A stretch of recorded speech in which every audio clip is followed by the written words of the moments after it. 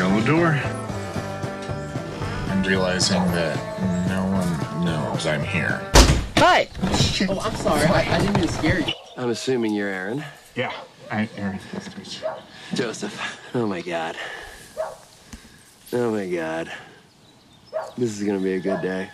Welcome everybody to another Native Thoughts review. Native Thoughts here reviewing another movie. This time it's a smaller movie. And before I go on with the review, if you are watching this on YouTube, you could listen to the exact same audio that you are listening to on YouTube on SoundCloud Native Thoughts. And if you are listening to this on SoundCloud, you won't have time to look at a screen on YouTube. You could check out the exact same audio on YouTube, on the video format on YouTube Native Thoughts. And let's get back to the review. This time it's for a smaller movie that will be released on Netflix as of July, I believe. 14, called Creep, starring Mark Duplass and Patrick Bryce. This is a found footage movie. I like found footage movie, but I think they are one of those genres that is gonna die out again, like it did, and it's gonna probably find a way to come back. But it's one of those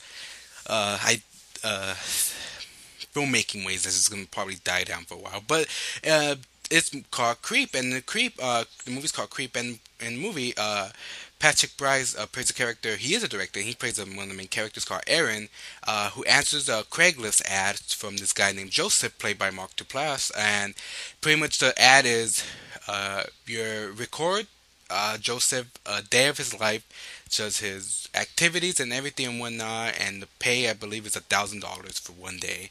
And Aaron decides to go, but Joseph lives in a really dislocated area, in a real area, like in the mountains, by the forest, kind of. And it's really one of those movies where it has a comedy elements, but it's one of those movies where as the character of Aaron you study the character of Joseph, and you see that he's kind of a weirdo, he's kind of a creep, he's kind of weird, and it starts to get really sketchy, and most of the movie, it is one of those times where the main character does leave. It's the premise of like, okay, this is getting too weird, but then again, somehow there's always something brought back to it. This is not a supernatural movie. This is more of a, I don't want to give away too much, but it is a movie called Creep.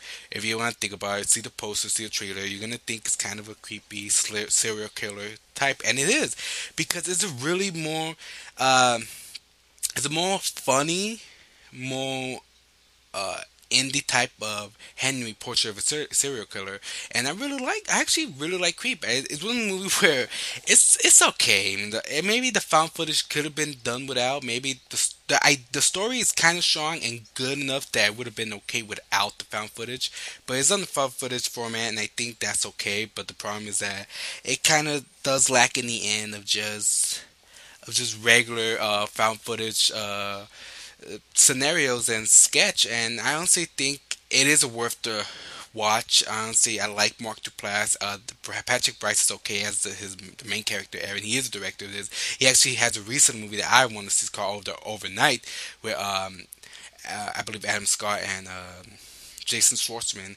And this is the first movie. It's one movie where it took a while to get distributed. That honestly, like I said, it's one of those movies where the idea of it, the concept of it, is so creepy that it could have worked maybe without the found footage. But the found footage give it a little element to it. But they find a way to try their best to make excuses why the camera's always on constantly, and I think it works okay, and it fails half of the time. But I say it's really entertaining. The story's really creepy, and it's gonna be wide release on Netflix. I think it is distributed by Netflix, and supposedly there is sequels lined up to this, and I'm intrigued to see what they have in stores for this, and hopefully Netflix gives them money to do. I mean, it's a really small movie. You can tell they work with what they had or what they have in around their house.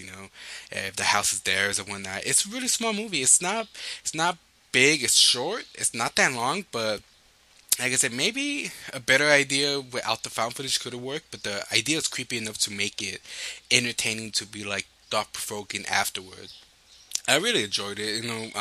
It's just really short review, but if I have to give it, just watch it at home. I don't want to give away too much with it, but it's really one of the movies to watch at home.